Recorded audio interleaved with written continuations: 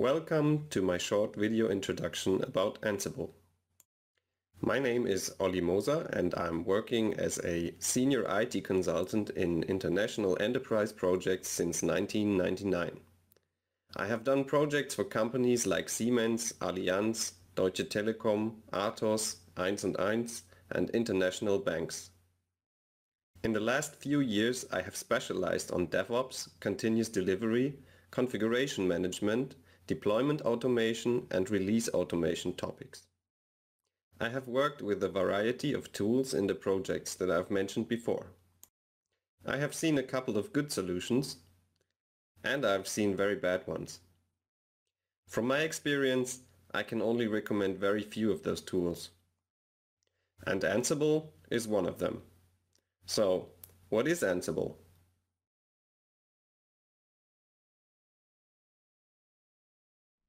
First of all, Ansible is simple and easy. It is easy to install, simple to configure, and easy to understand. I think it is very important to always keep your IT systems and processes as simple as possible. Ansible is used for configuration management. It helps you configuring your web and application servers. It makes it easy to version your files, and you can also use it to manage different configurations in your development, staging and production environments. It is also used for application deployments. It can fully automate your multi-tier application deployments. Of course, it can handle groups of web servers, application servers and databases. And you can use it for service orchestration. You need to take out a node from load balancing before you start a deployment. Ansible can orchestrate your services on multiple tiers. There are a lot of other tools in the market that try to solve the same kind of problems. They all have their pros and cons. Anyway, in my opinion, Ansible is one of the simple solutions while still offering the functionality and maturity that you are looking for. Other tools, especially proprietary third-party tools, can come with a huge overhead of infrastructure setup. They can require you to take seminars and workshops to understand their editor's workflows and usage. Some require you to set up additional servers. You might need to install and configure agents on all target machines. You might need to keep track of how many agents you installed to report for license usage. Some of them even require you to learn a new cryptic configuration language that can't be used for something else. And so on and so forth. So, how does Ansible work? First, your admin client connects to your target servers via SSH. You don't need to set up any agents on the machines. All you need is Python and a user that can log in and execute a script. Then Ansible starts gathering facts about the machine. This can be checks like what operating system is installed, what services are running, what packages are installed, etc. And then Ansible is going to run a playbook on the server. For example, it can assign a web server role. That would install Nginx and some firewall rules. It can also run any kind of task, like deleting a temp folder or copying files. In playbooks, you can make use of mature modules that already ship most functionality that you need. Finally, you can use variables to make your deployments dynamic and reusable.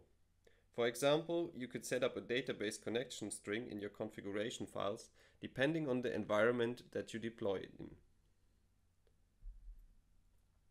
Let's take a closer look at playbooks. You can use them to define your deployment steps and configuration. They are modular, they can contain variables, and they can be used to orchestrate deployment steps across multiple machines. Playbooks are config files written in simple YAML. Now let's look at an example. A really simple sample. Here you can see a playbook that will set up a web server. It has a variable to define the listener port, and it has some tasks that should be executed. It should update Apache, it should configure Apache, it should restart it, and it should make sure that it is started after reboot. You can see the tasks make use of modules. The update task, for example, uses the YOM module and passes parameters which packages and versions to install. The configuration task is using a template file. In this case, a customized HTTPD conf file that contains a placeholder for the HTTP port variable. With these few simple tools, you can automate all your deployments. And in most cases, you don't have to write any custom code. Ansible ships with a long list of reusable and mature modules. To just pick one example, with the systems modules, you can easily add an authorized SSH key to a target machine, or you can add or delete some cron tab entries without having to write custom scripts. Those modules mostly also handle differences between different Linux distributions and versions. Okay, now I want to show you a short demo of how you can get started with Ansible. I will set up two Linux nodes. One should be our testing server, one could be our production server, and I will use Ansible to install Nginx, and I will deploy an index.html file which will be the demo application. It is a very basic demo, just to show how easy it is to get started with Ansible.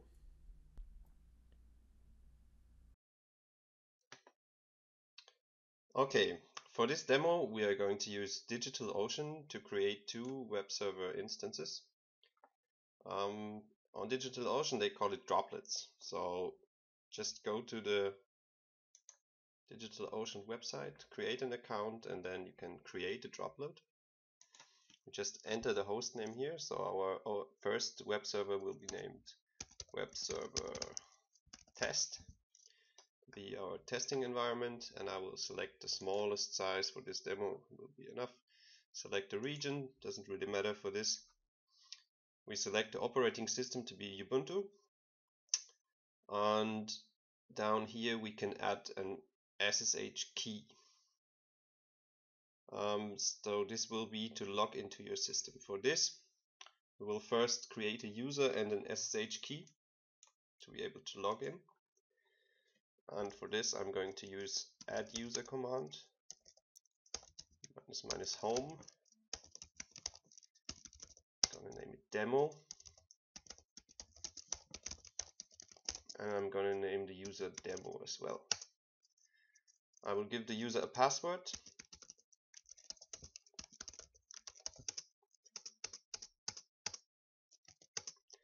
and then I will sudo to the user to become that user, sudo demo, and then I'm going to create an SSH key pair. This will be done by SSH -keygen. You can enter an empty passphrase for this demo, it doesn't really matter. Now I'm going to change to that directory, and here we have the generated SSH public key. I'm going to copy that, and then I will add the key to my droplet.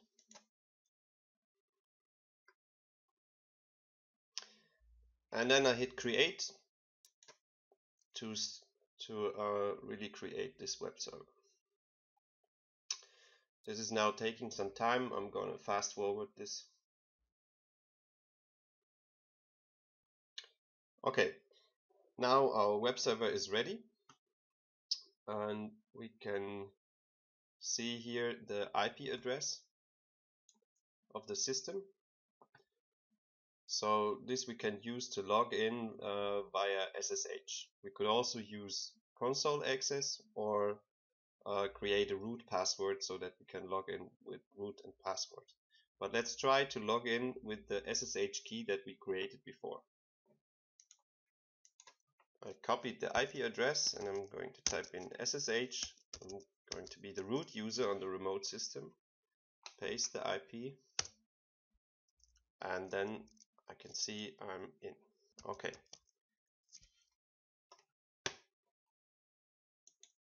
So we will do the same thing with the next droplet to create the production web server.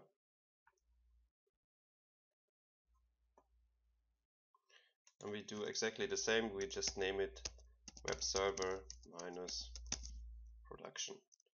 Choose the smallest size again, choose a region, Ubuntu system. Again, this will take some time. I'm going to fast forward this. Okay, now we have created 2 web server instances. We can check here in our list of droplets. We see our 2 web servers. We are going to install Ansible on the local system. So I'm using a Ubuntu system on my laptop, so I'm just going to type apt-get install Ansible.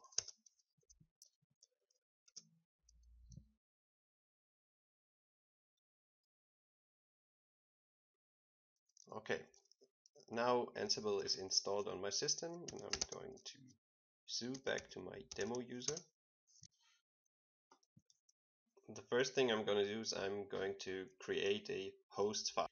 So a host file is just defining your environments. You can put your servers there, you can group them, you can tag them for different roles, and it's pretty simple syntax. You can basically do something like web servers, and this will be a list of all your web servers. And you can group them as you like. You can add another group like.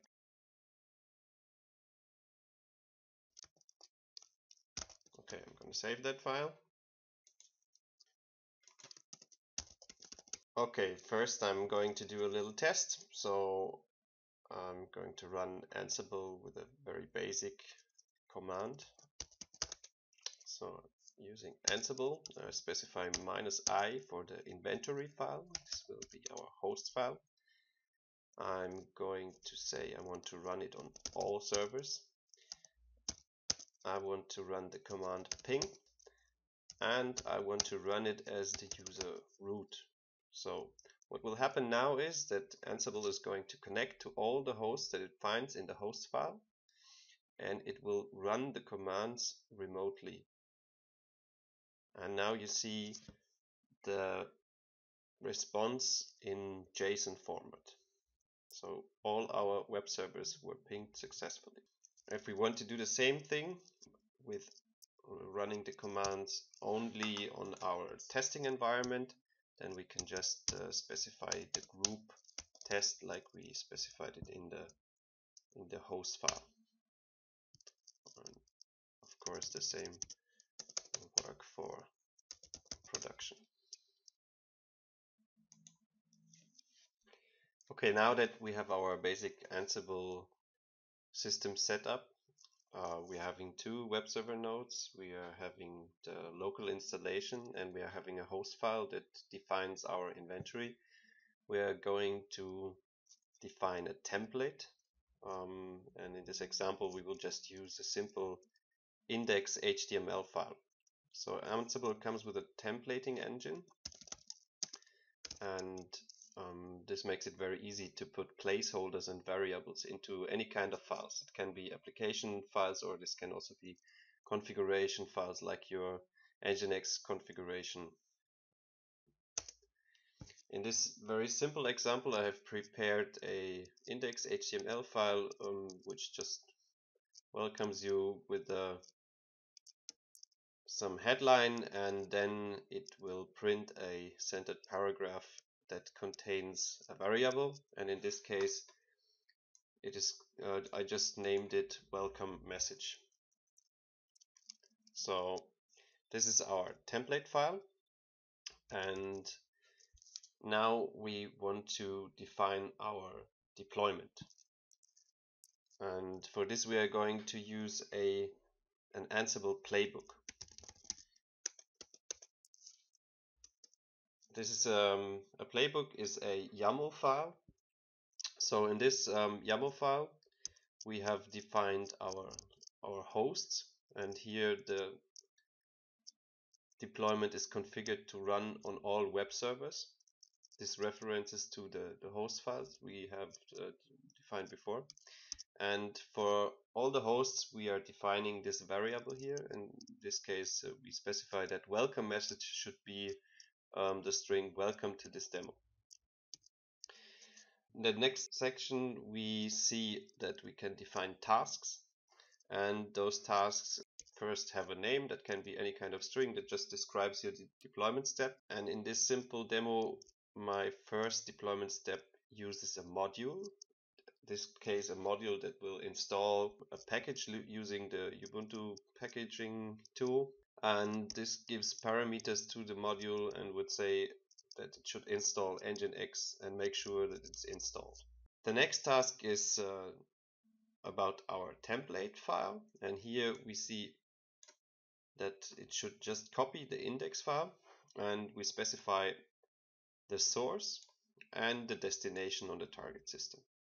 So a very simple deployment. We install the web server and we deploy our very simple and basic application, and we also put some kind of configuration into that file as we replace this variable while we deploy it. Okay, so to run this very simple demo, I go back to my shell and let's check again what kind of files we have. So we have the hosts file, we have our index.html template, and we have our playbook that is somehow describing our deployment. And now I'm going to run that playbook. For this, I'm going to use the Ansible Playbook command. I specify my inventory file, and I specify the user root, and I'm specifying the playbook that should be run. So I'm going to hit enter and run this playbook. Now in the first step, Ansible is going to gather facts from the server. So it's going to open a connection and it will try to see the state of the target system. It will find out that Nginx is not installed on the targets, so it will, in the first step, install our Nginx server. Okay, now we can see, I'm going to open a browser window, and here we can see that our index.html file was deployed to the system. In the next step, I'm going to change something in my template.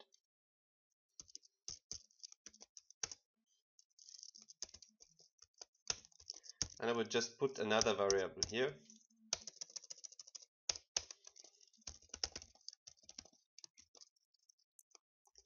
Saving that file. And I will add this variable to my playbook.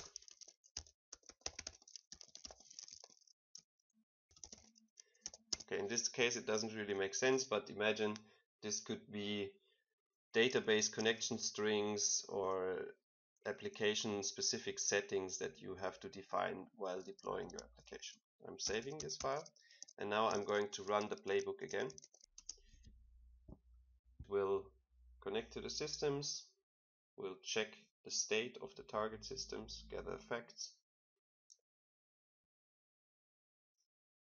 and we'll see that Nginx is already there.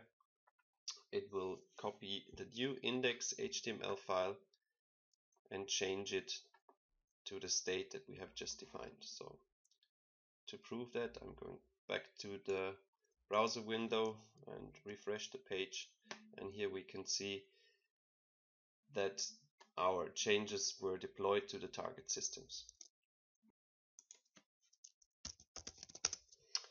Okay, thanks for watching this very basic demo.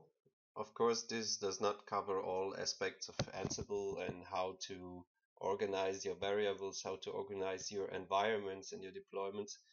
It was just to show how easy it is to set up and how easy it is to understand how Ansible works. Last but not least, I want to say a few words about Ansible Galaxy. Ansible Galaxy is a community-driven repository for Ansible roles. Don't reinvent the wheel. Good roles contain best practices on how to set up a certain software. For example, a web server role can contain playbooks to set up and harden a secure Apache web server, including firewall and intrusion detection. Complex application stacks can be deployed by just composing a few roles together. Thank you for watching this video. I hope that you like it. If you want to see more videos like this, please help me to spread the word and share the video on your social media accounts.